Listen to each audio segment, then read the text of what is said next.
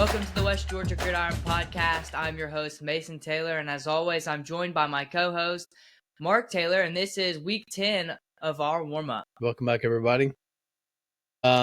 We are going to be going into week 10, Mason. Unbelievable. We only have 4 teams playing this week, though, in the region. What's ahead for this show, though, is we want to give an announcement for our live show coming up, Fan Zone Game of the Week, and Mason's matchup, his predictions and previews for upcoming Friday night's games.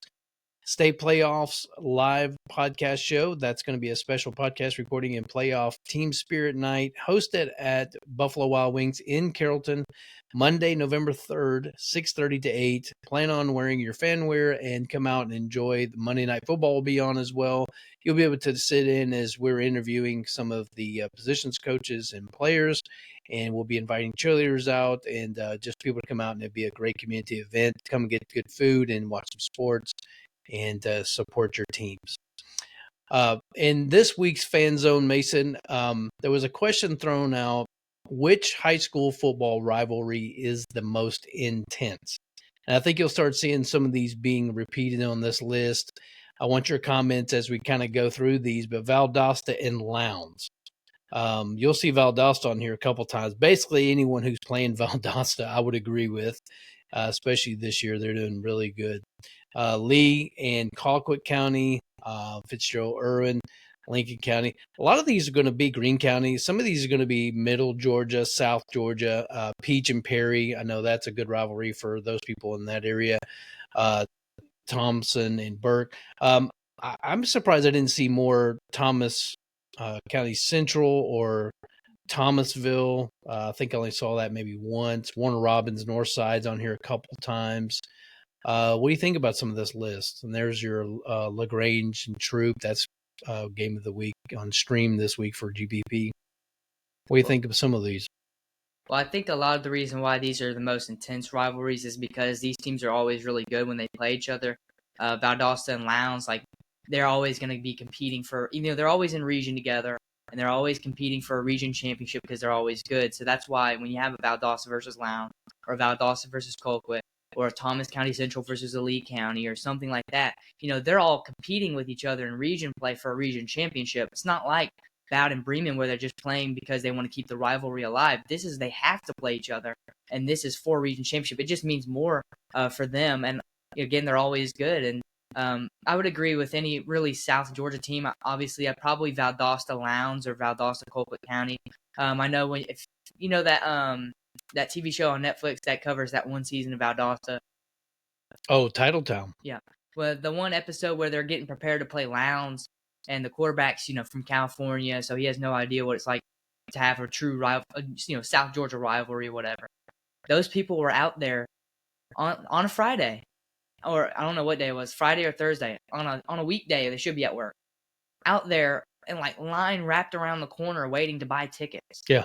And it's just it means a lot more to them down there. And obviously up here, it's well, Bowden Bremen, no offense to Bremen, but Bowden just beats the crap out of them every year. When Central Carrollton played, Carrollton just beat the crap out of them every year. Same thing for when Carrollton played Villarica. So it's when there's rivalries around here, yes, you have some of those rivalries like Bowden Bremen, but let's be honest, it's usually a pretty one-sided rivalry around here. So that's why I would have to say it's South Georgia kind of takes it because, even the Atlanta metro area, they're constantly changing regions, constantly getting bigger or smaller. So they don't, it means more to them down there, I would say. Yeah, I think it's fun to just look and see what's going on around the state besides just in West Georgia, Central West Georgia, where we are with 9 teams. Jamal Brown, I think he got it right. I'm going to pick out some of these. Lowndes, Valdosta, as you said, Warner Robins, Northside, Colquitt, Valdosta. I'll say that Ware in County and in Coffee County as well. Yeah, I would have to agree with that. But I think when that show came out, Mason, on Netflix, Titletown, they weren't using GoFan app to buy tickets. Well, still, line wrapped around the corner. Yeah, well, that says a lot. They should be working. All right, yeah. Well, GPB Sports Game of the Week. We always like to take a look at that. What's going to be live on GBP TV, and then pause. And then GPP Sports Game of the Week. We always like to feature what's going to be on TV and what's going to be on stream. On October 17th, that's this Friday night at 7:30, you can catch McEachern and Hillgrove. And streaming, you can catch Troop and LaGrange, which was one of those teams, again, on the list. I'm supposed to say something? Oh, pause. I guess not. Yeah, you always comment on these. Set me up to say anything. You just okay. Let me go back to let it die. And then GBP Sports Games of the Week. You can catch one on TV and one on stream. October 17th. That's this Friday night at 7:30. McEachern at Hillgrove, and then Troop in LaGrange, which was on the list of some of the favorite rivalries. Mason, what do you think about these games? Well, I definitely think these are, McEachern and Hillgrove's a rivalry, and for those two schools, Troop LaGrange obviously a rivalry because they're in the same county. Troop LaGrange is going to be a good one. Troop very good this season. Villarica saw them earlier week one, and that was a close game between them. And obviously LaGrange has been good for the past few years. Historically, LaGrange has always been very good. So that'll be a really good game. I think LaGrange is hosting, so LaGrange will probably pull out the win there down in 3A. But up in 6A, McEachern versus Hillgrove, this is likely for that region. I don't know if they're in region together. If they're in region together, it's likely for their region championship. But I'm going to be honest, I don't understand the hype behind McEachern and Hillgrove. McEachern hasn't really played anybody. Hillgrove really hasn't played anybody. So, I mean, because it was kind of the same story last year that everyone was talking about. Hillgrove was undefeated coming in to play Carrollton in the quarterfinals, and they let a backup quarterback put up 40 points on them. And so, I don't know. They just don't play anybody. It's easy to go 10-0 when you play. I mean, when you play Osborne and North Paulding County, and it's just weak teams. McEachern, the best two teams they played was Walton, Marietta, and North Cobb. And to be honest, all those teams are not very good. I mean, compared to some of the other top teams, it's not like they're playing Buford every week. It's not, they're not on the Douglas County level yet and Carrollton level of who they play. But it'll be a good matchup for them both to go against each other. But those are not teams that I'm expecting to do much in the playoffs because they don't play anybody. I do like that Troop County helmet, though. And then your game of the week is Haralson County Rebels and Pepperell Dragons. Yeah, this is an important game for their region. Haralson County is currently third in the region. Pepperell's currently first. Haralson County, Pepperell, very close, and I think this is going to be an extremely close game.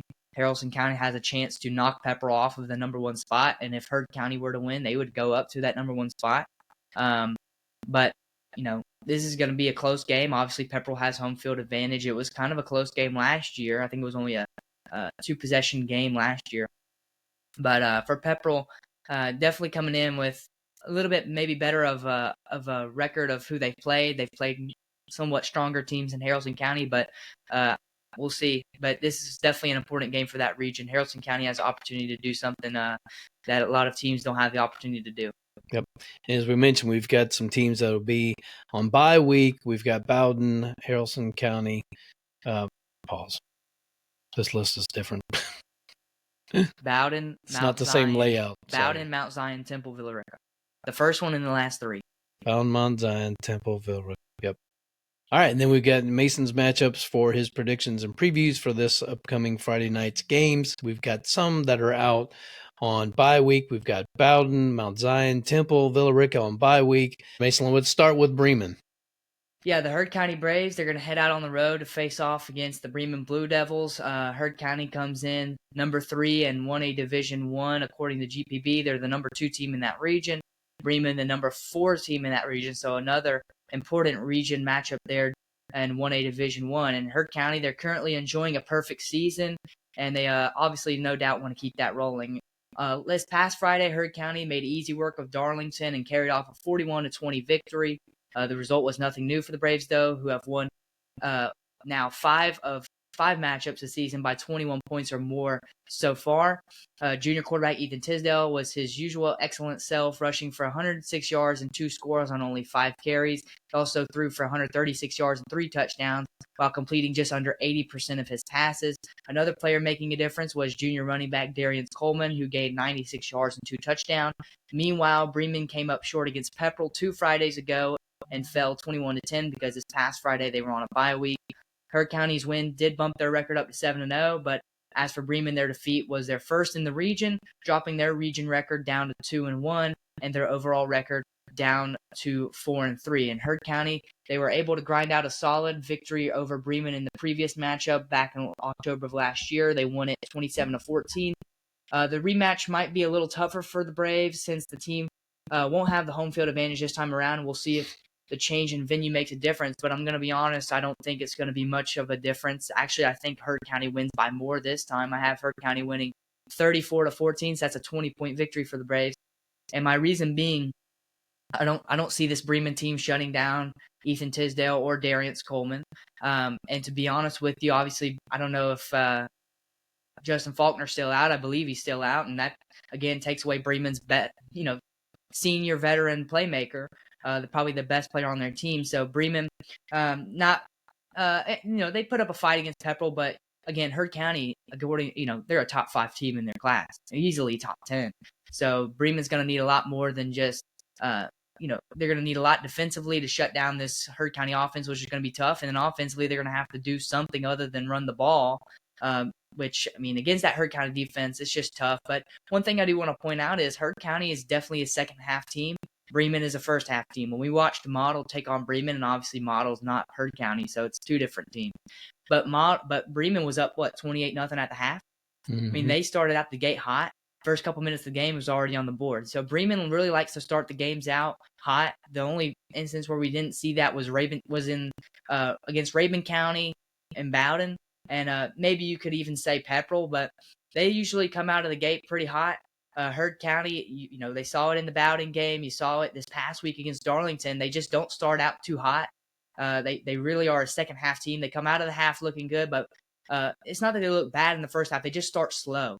So that'll definitely be interesting to see how that goes. Will Bremen have a first-half lead, or will Heard County really do what, it might be one of those games where it was like Haralson versus Heard, where it was just a really low-scoring affair, and Heard County just kind of kept control of the whole game.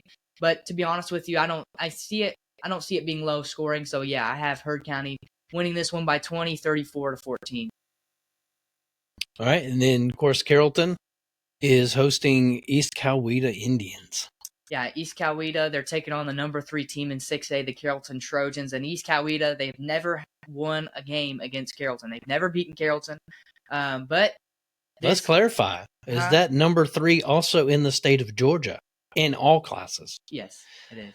Yeah, that needed to be said because East Coweta, your hands are going to be full this week. Yeah. East Coweta, they've given up an average of 39.3 points per game this season. But Friday's game will give them a chance to turn things around. East Coweta, they did lose 42-17 to Douglas County 2 weeks ago. Obviously, they were on a bye week this past week. While losing is never fun, the Indians cannot take it too hard given the team's big disadvantage. They're ranked 88th in the state. Douglas County's ranked 10th. But although they took the loss, they still got scores from junior running back Justin Brown and senior wide receiver Sam Gritton. Meanwhile, Carrollton last week put another one in the bag to keep their perfect season alive. They claimed a resounding 56-7 victory over Chapel Hill, with the Trojans ahead 42-0 at the half. The contest was all but over already. Carrollton's leader Friday was freshman quarterback C.J. Cipher, who threw for 180 yards, 3 touchdowns on perfect 9-for-9 passing. Cipher's superb passer rating of 177.1 also marked a new career high for him. Senior running back Cam Wood was another key player, rushing for 50 yards and a pair of scores. And special teams was a major factor in the game for Carrollton, racking up 14 points in total. The biggest highlight from special teams came courtesy of sophomore Rontre Welch, who on the first play of the game ran a kickoff all the way to the house for a touchdown. Carrollton's win bumped their record up to 8-0. As for East Coweta, their defeat dropped their record down to 1-6. Friday's game will pit 2 of the most dominant backs against one another, though. Justin Brown of East Coweta versus Cam Wood. Justin Brown won't slow down. Hasn't slowed down this season. He has run in 7 touchdowns, and he's averaging 79.3 rushing yards per game. But Cam Wood, he's been more of a dominant force. He's run in 17 rushing touchdowns, so 10 more rushing touchdowns, and he's averaging only 0.3 yards more per game. I think that's kind of interesting. Justin Brown, only 0.3 yards per game less than Cam Wood, but he's gotten in the end zone 10 less times as well. So just not as I think that's what sets Cam Wood apart. Obviously, the way he runs is very unique. He's very fast. He's very low to the ground. He can cut on a dime. We saw it against Chapel Hill. All of his momentum was going towards the sideline. He somehow stopped, cut back up the field, and got in the end zone. But Cam Wood, he's a scoring machine. That's all he's done all year is score, score, score. And even in limited touches against Chapel Hill, he still got on the board a couple times. So those are the two that's the differences between him and Justin Brown. But Justin Brown, don't get it mistaken, is still a very good running back. East Coweta, they were dealt a bruising 63-10 loss at the hands of Carrollton when the teams last played back in October of last year. Can the Indians avenge their defeat, or is history doomed to repeat itself? Obviously, I think it's going to be the latter. I think this is not going to be a close game. I think East Coweta might get on the board a couple times, but I really see Carrollton. I see Carrollton staying undefeated against East Coweta all time and staying undefeated this season with a 52-14 win, 38 points for the Trojans. Well, I look forward to it. It's a short week for talking about these teams because we've got so many that are out on bye week. But and how about Rontre Welch for Carrollton? I mean, just what an emerging talent. Only a sophomore. He can do it. He's gotten a lot of more receiving looks throughout the season. Obviously got some of his first receiving touchdowns against Chapel Hill, but also in the receiving game, it's not just all Peyton Zachary anymore. Now it's Peyton Zachary and Rontre Welch. And that's, Coach Evans said it on the radio. That's a kid that's definitely, I don't know how he doesn't have any offers now, but you're definitely going to see him getting some offers in the future. And he's definitely going to be, by the time he graduates, as long as he stays healthy, he's definitely going to be a Division I receiver by the time he graduates. All right, Mason, and then we move on to Central Lions.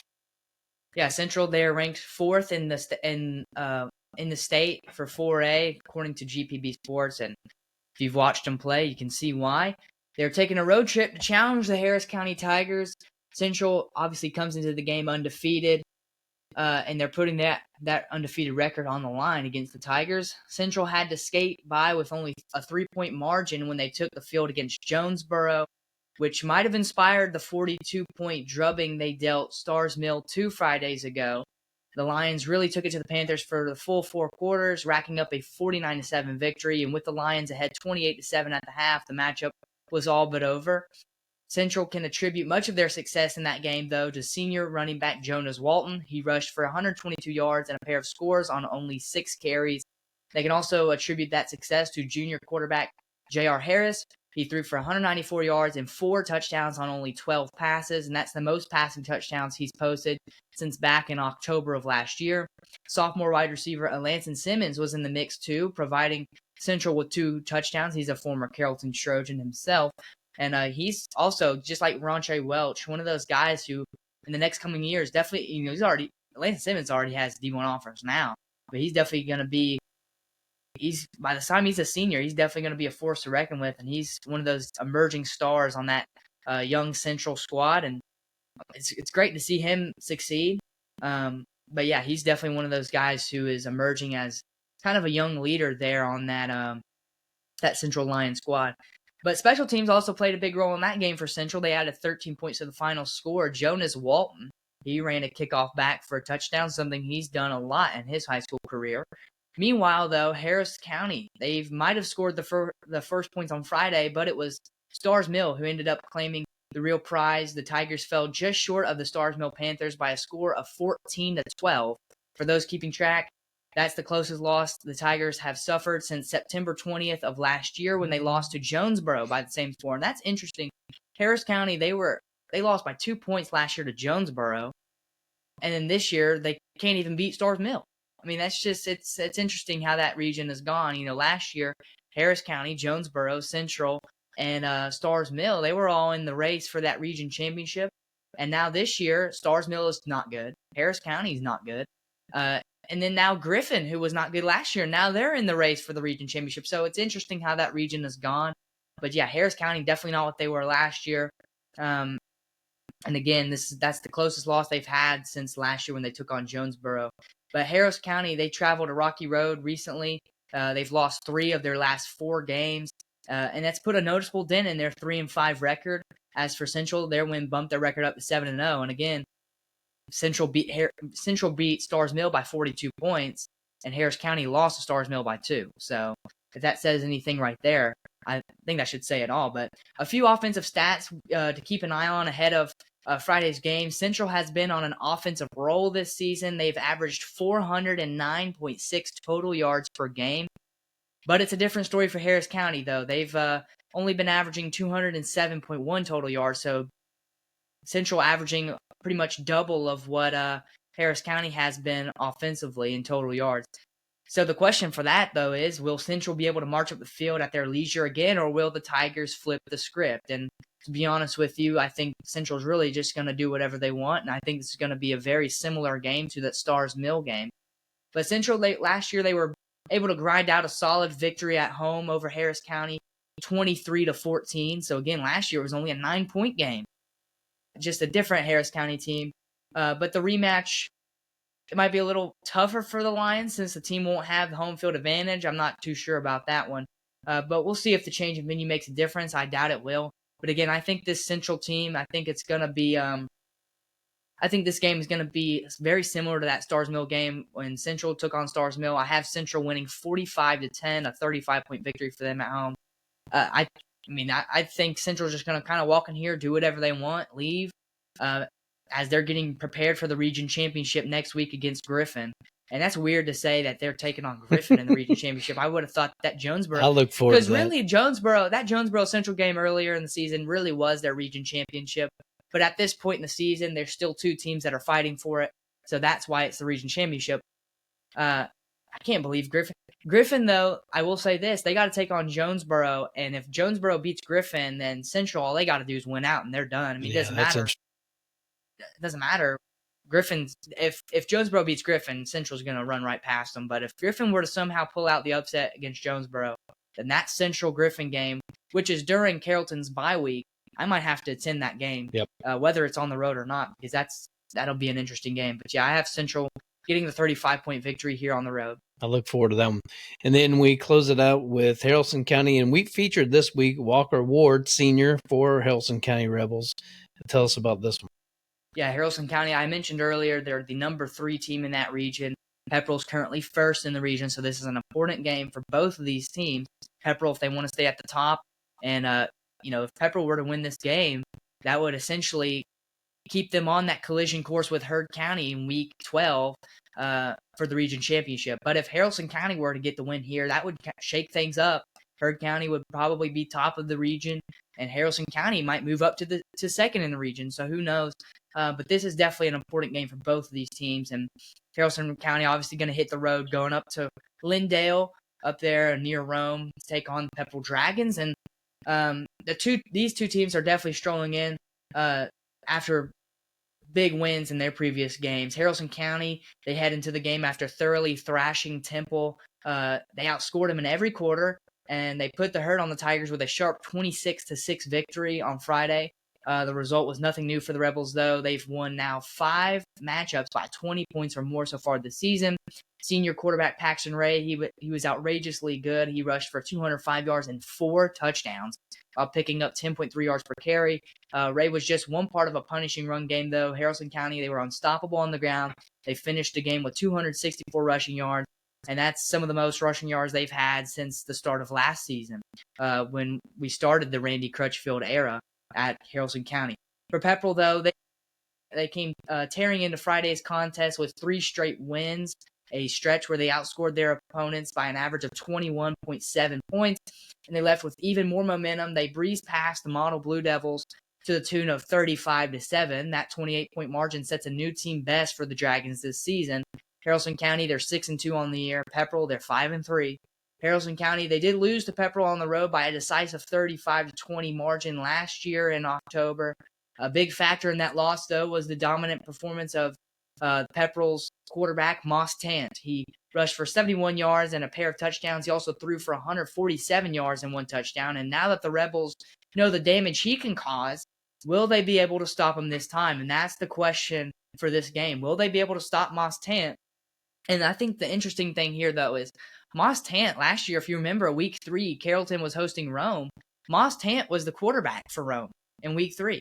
Somehow, in Week 10, he was the quarterback for Pepperell. So 7 weeks later, he was no longer at Rome, and he was a starting quarterback at Pepperell. So I don't know how that works. Moss Tan, he's 6'3", 195 pounds. Very good-looking athlete, very good-looking quarterback.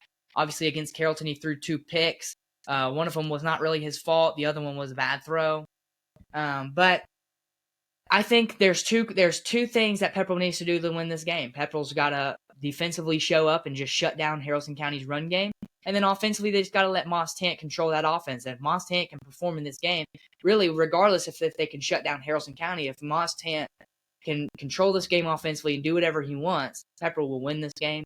For Haralson County, Paxton Ray, he's going to need to show up. If Paxton Ray has another performance like he did against Temple, Haralson County might be pretty comfortable in this win. Obviously, defense has got to step up as well. But I think this is a battle of the quarterbacks. Paxton Ray versus Moss Tant. Moss Tant, more of a traditional quarterback. He can run and throw.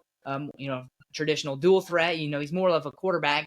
Paxton Ray doesn't throw the ball too much, more of a running type guy, but they're more of a running type team anyway. But with that being said, though, I think this is going to be a close game of the week. I think Pepperell's favorited by 3.5 points to win this game. I don't think it's going to be that close. I do think it's going to be a one-possession game, though, and I have the score being 27-20 in the favor of the Pepperell Dragons. Oh. And Haralson County, I'm going to give you some encouragement and hope that you do pull it off, because you were 1-9 last year and you are doing a great job this year. So I hope that that turns out in your favor. And, we started out this season talking more about Mr. Boyd. Haven't talked about him in a little while.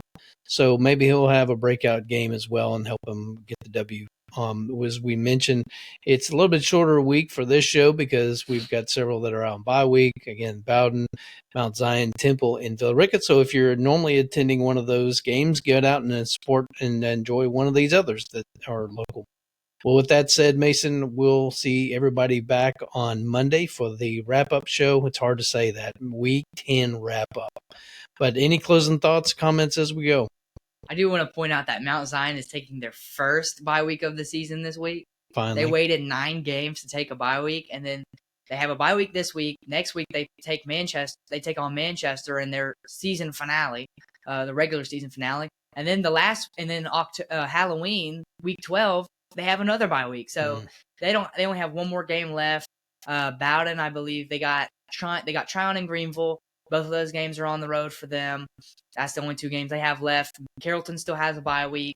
Can't remember if anyone else has a bye week for the rest of the season. I know Mount Zion does. Carrollton does. I think Haralson County might have another bye week in them. But again, it's week 10, so only a couple more weeks left. Again, like I said, 3 Fridays left. And this is obviously for Haralson County, Heard County, Temple, Bremen. It's different because they don't have region seeding in the playoffs. It's power rankings, and that's what everyone's going to be doing next year when 7A comes back. And what a year that'll be next year. It's the return of 7A. And I don't want to yap for too long about that, but region play matters.